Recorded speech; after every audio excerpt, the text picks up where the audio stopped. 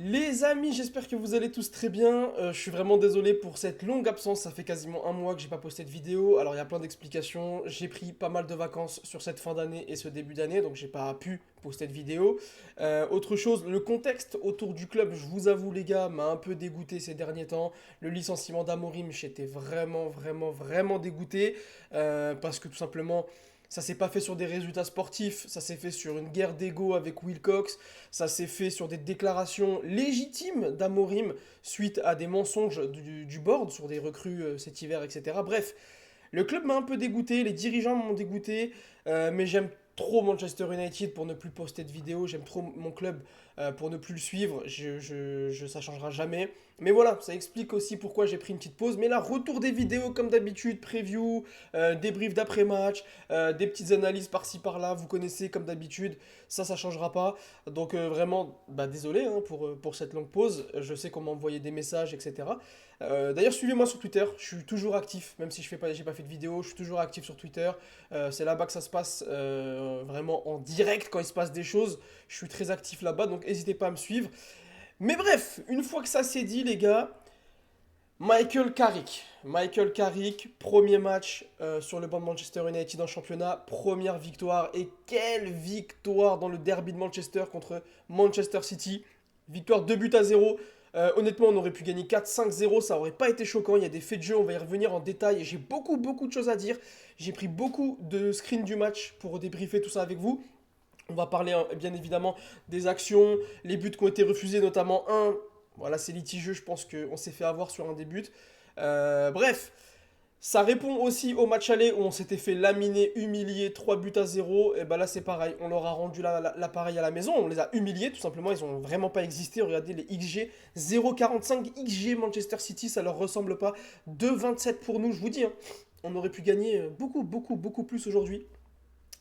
Nombre de tirs cadrés, c'est que une frappe cadrée, et encore c'est une tête sur un corner bien sorti par la Mainz, on va y revenir en détail.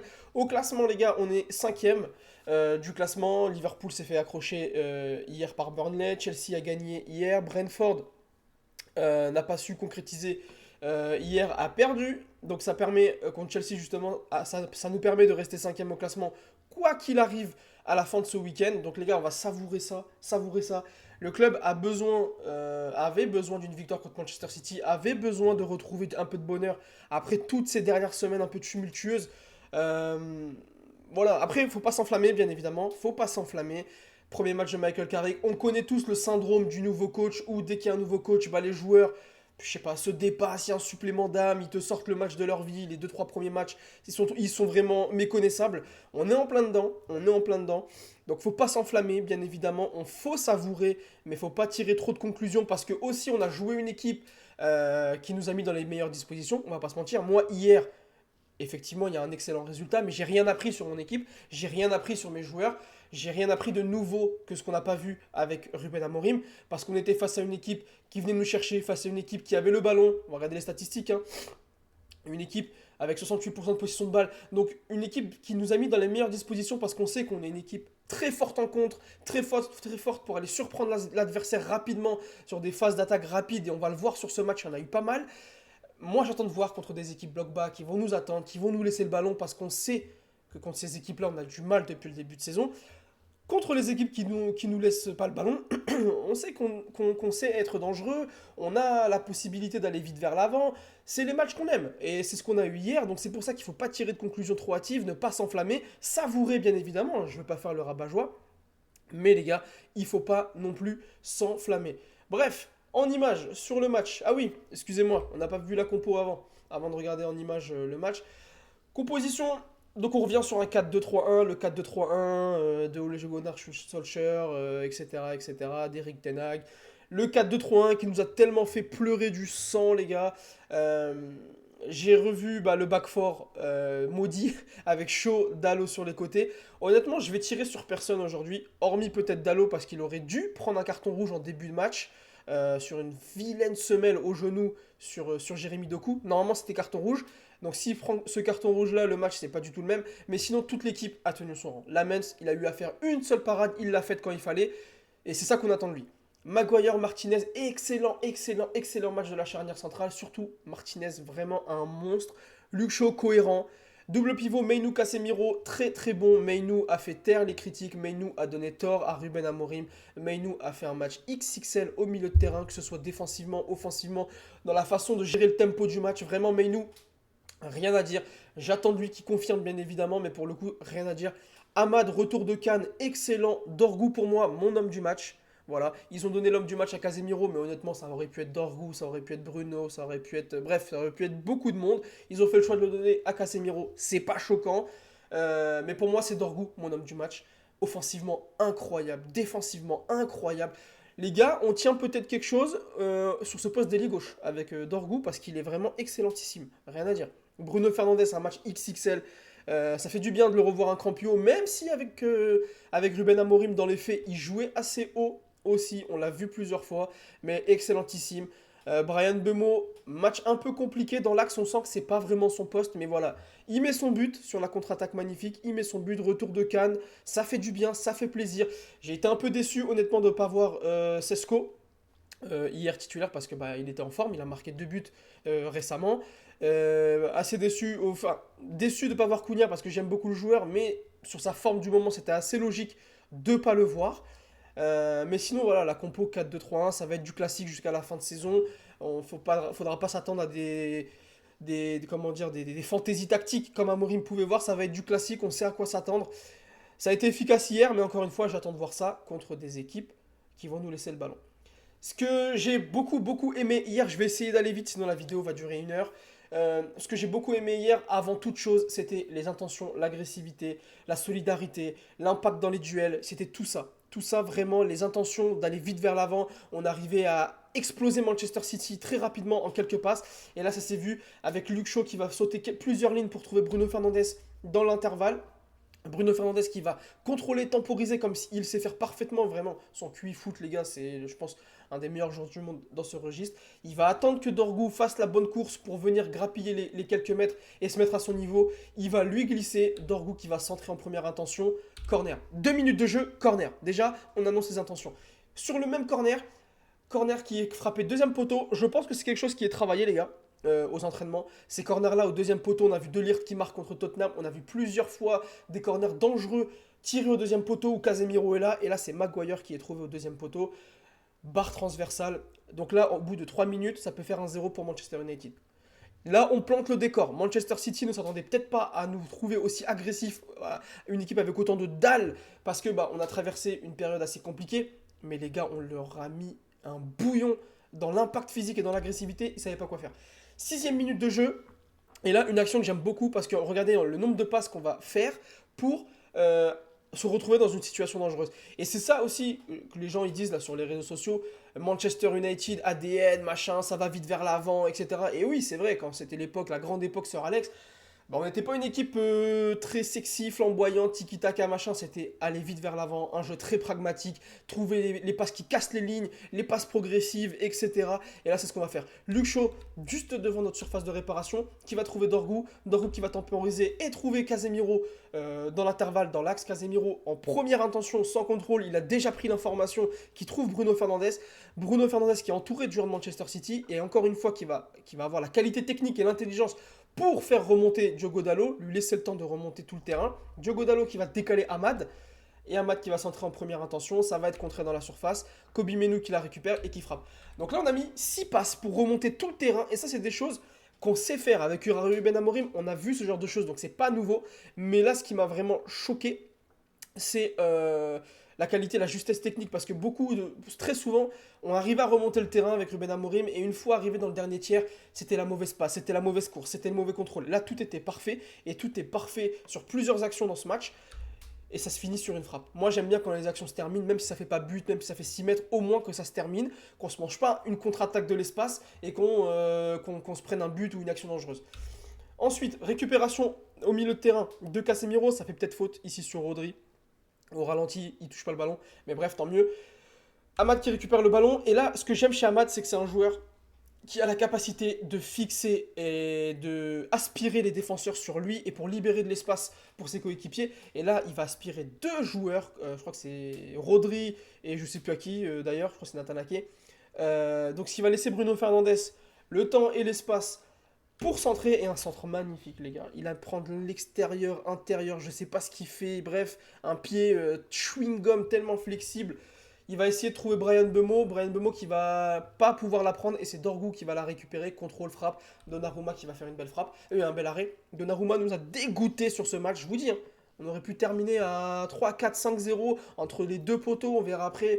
On a les buts hors jeu, dont un qui aurait pas dû être sifflé hors jeu. Bref. Donc là, pressing, encore une fois, c'est quelque chose qu'on avait l'habitude de mettre en place sous Ruben Amorim. Un pressing haut et intense. On ne le faisait pas à tous les matchs. Et ça, c'était regrettable. Mais là, le pressing, on les a étouffés, les gars. Et on les a forcés à faire des erreurs techniques. Et Rodri, qui n'a pas l'habitude de faire des erreurs techniques, là, on l'a forcé à faire une mauvaise passe en retrait. C'est récupéré par Bruno Fernandes. Et la mésentente. Bruno Fernandes qui attendait peut-être une course plus rapide de Brian Bemo. Mais Brian Bemo, s'il fait une course plus rapide, il est hors jeu. Ce qui fait que Bruno lui met dans le mauvais tempo. Ce qui fait que Kuzanov a le temps de revenir, intercepte, et là on voit Bemo et Bruno Fernandes qui se prennent un peu la tête. Mais moi j'aime ça, les gars, j'aime ça, du caractère, de la personnalité. Voilà, Bruno Fernandes qui reproche à Brian Bemo quelque chose, Bemo qui lui reproche aussi quelque chose. C'est comme ça, c'est une équipe, c'est pas le monde des bisounours, et ils ont raison de faire ça, ils ont raison.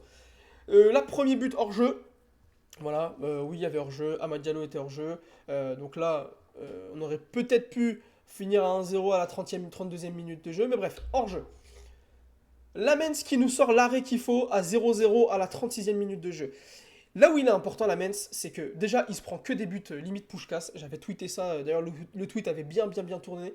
Il se prend que des buts push-casse, le pauvre. Moi, ce que j'aime chez Lamens, c'est que les arrêts, entre guillemets, à faire pas facile, parce que ça c'est pas un arrêt facile, c'est sur corner, il est masqué, il y a Diogo Dalot qui vient le gêner, etc. Il fait cet arrêt qui nous maintient en vie. Et le nombre d'arrêts qu'il fait qui nous maintiennent en vie pour aller chercher un bon résultat, il y en a plein. Je pense à Nottingham, je pense à Liverpool, là Manchester City, parce que si tu encaisses un but à 0, c'est pas le même match. La Mens, les arrêts qu'il faut faire, il les fait.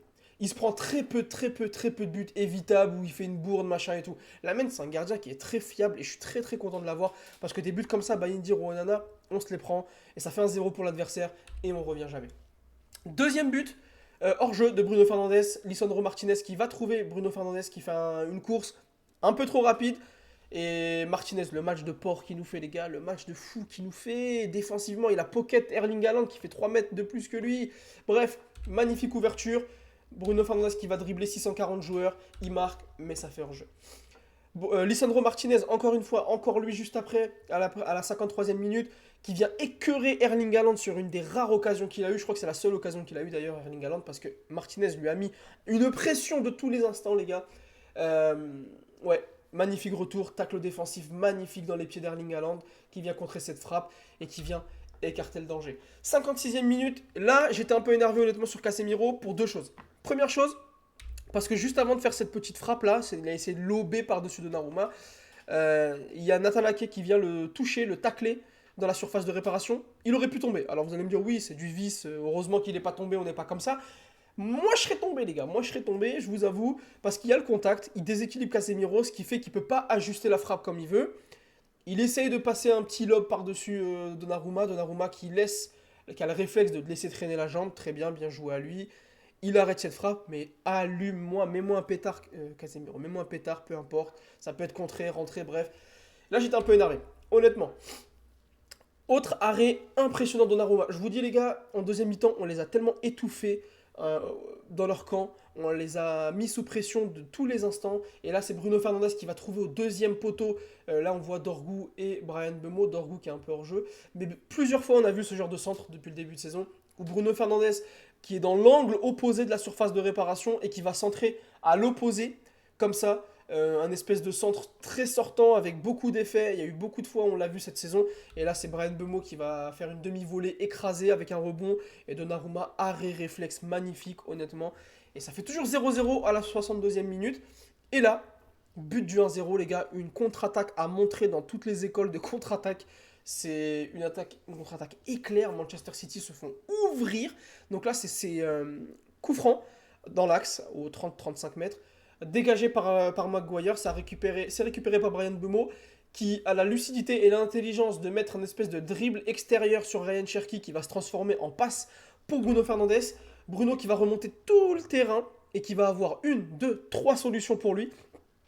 Donc ça, c'est vraiment à souligner parce que les joueurs se projettent tous ensemble, ce qui fait qu'on joue un 4 contre 2 avec notamment les deux derniers défenseurs en plus de ça qui sont complètement serrés, ce qui laisse Ahmad côté droit, Dorgu côté gauche et Mbeumo qui va réussir à faire une course magnifique dans l'axe, ce qui va lui permettre d'être servi au bon moment, dans le bon timing, dans le bon tempo, avec la bonne force par Bruno Fernandes.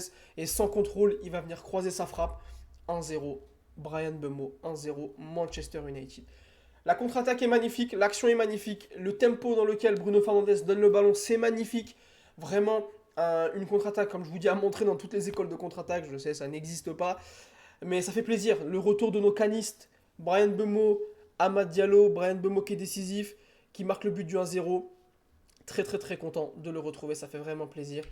Et autre entrant, et autre joueur qui m'a fait extrêmement plaisir, c'est l'entrée de Matheus Cunha, les gars. Je kiffe, je surkiffe ce joueur. Mais comment il est rentré déjà? Première action, comment il se met en évidence quand il rentre? C'est une action défensive. C'est une action défensive. Il vient tacler devant notre surface de réparation dans les pieds, je sais plus de qui, mais il se met dans le tempo, il se met dans le ton du match. Tu sens qu'il rentre avec les bonnes intentions, avec la bonne agressivité. Il n'est pas dégoûté d'être sur le banc. Il l'est certainement. Il l'est certainement d'être sur le banc. Mais en tout cas, quand il rentre, il ne le montre pas. Il se met au diapason et au service de l'équipe. Première action qu'il fait, c'est un retour défensif magnifique, un gros tacle qui vient écarter le danger. Deuxième action qu'il fait, c'est du Matheus Cunha. Il vient fixer, il déborde, il centre. Et là, Dorgu qui vient nous mettre un but d'attaquant, les gars. D'attaquant. Il part derrière le défenseur, derrière son vis-à-vis. Il se fait limite oublier. Et il plonge au dernier moment, il met un coup d'accélérateur sur le centre. Et il vient crucifier poteau rentrant Donnarumma. 2-0, 75e minute, 2-0 Manchester United. Là, c'est totalement mérité. Totalement mérité, les gars. Tellement on les écrase, on les éteint, on les étouffe. Et là, la magnifique célébration avec tous nos joueurs. Mais bon, Diogo Dalot, j'ai hâte de plus le voir sur ce genre de célébration. Michael Carrick qui explose de joie. Merci Michael, bravo Michael. J'espère que ça va continuer. Mais toute cette performance, il va falloir la faire contre Arsenal, contre Fulham, etc., etc., etc. Et encore plus contre les équipes contre lesquelles on perd des points. Parce que les grosses équipes comme ça, en général, ça nous réussit bien. Mais les petites équipes, c'est là que je vais vraiment être fixé. Amad Diallo qui tape le poteau, ça aurait pu faire 3-0. Et là, le but du 3-0 qui aurait dû être accepté selon moi. Matheus Cunha qui part dans la profondeur, Amad Diallo qui le sert. Alors oui, si on prend la course de Cunha vis-à-vis de Ake, oui, il est hors jeu. La VAR a regardé la course de Cunha vis-à-vis de Ake et oui, il est hors jeu. Sauf que Rodri dans l'axe, les gars, j'ai l'impression, sur d'autres angles, on a l'impression qu'il le couvre. Je sais pas pourquoi on n'a pas revu tous les angles pendant le match. C'est très curieux, d'habitude ils aiment bien tout nous montrer, les angles, etc. Là, ils auraient dû nous montrer. Parce que ça fait but. Cunha qui récupère le ballon suite au service de Hamad, qui centre magnifiquement pour Mount, et Mount 3-0. Action très litigieuse, honnêtement, mais bon. J'aurais aimé leur mettre le même score qu'ils nous ont mis à l'aller, 3-0, ça fait 2-0. Au classement, ça nous permet d'être 5ème. De remonter un peu au goal average, plus 6. Semaine prochaine, on joue Arsenal chez eux. Ça va être très compliqué. Arsenal qui est sur 2 matchs nuls consécutifs, un contre Liverpool, un contre Nottingham Forest. Nous, on est sur 5 matchs consécutifs sans défaite, avec 3 gros matchs nuls quand même, qui étaient évitables, bien évidemment. J'ai hâte d'être contre Arsenal parce qu'au match aller, on a fait plutôt un bon match. Ah, sur les 5 derniers matchs, on est aussi 5ème, très bien. On a fait plutôt un bon match contre Arsenal. Premier match de la saison, on avait fait un bon match. Il y avait eu un très gros Matheus Cunha, un très gros Dorgu qui avait tapé le poteau, je me souviens. Ça permet aussi de revoir un peu la déclaration de Ryan Cherki. J'attends le match pour aller les tuer suite au match contre Lyon. Ouais, bah mon gars, déjà, t'as commencé remplaçant, et en plus de ça, t'es rentré, et c'est ton coup franc qui amène le but du 1-0. Bah parfait, au final, c'est nous qui t'avons tué. Hein. Dorgu, excellent match, je vous dis, à gauche, on tient peut-être quelque chose, les gars. Techniquement, enfin défensivement, offensivement, il a un cardio, les gars, il fait les efforts tout le long du match, il m'a choqué. Très très content de Dorgu. Martinez, très content de le retrouver aussi. Stratosphérique. Pff, techniquement, à la relance, dans les duels, Erling Haaland n'a pas existé, honnêtement. Donc là, ouais, c'est un autre angle sur le but là qui nous a été refusé. J'ai l'impression que quand même que Rodri au départ du ballon couvre Cunha. Je sais pas, dites-moi ce que vous en pensez, les gars. Manchester United n'a perdu qu'un seul de 6 derniers matchs contre Manchester City, toutes compétitions confondues. Manchester City, on peut faire des saisons catastrophiques, finir 15ème, mais le derby, c'est le derby, les gars. Le derby de Manchester et le derby de Liverpool aussi, notamment cette saison, on répond présent. au repos présent. Rien à dire, et ça, j'en suis très content. Et Brian Mbeumo, voilà, buteur, excellent match, rien à dire.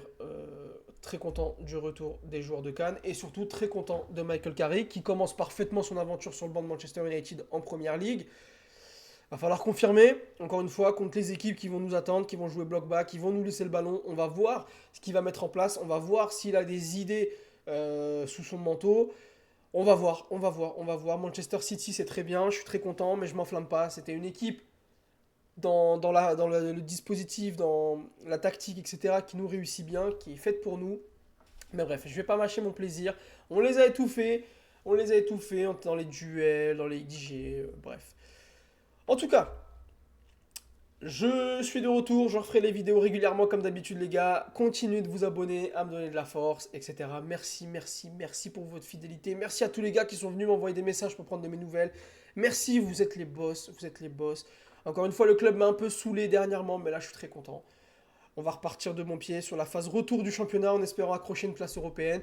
Dites-moi ce que vous avez pensé du match, des individualités, etc. Bref, comme d'habitude, abonnez-vous, likez, partagez, commentez et sur ce, prenez soin de vous.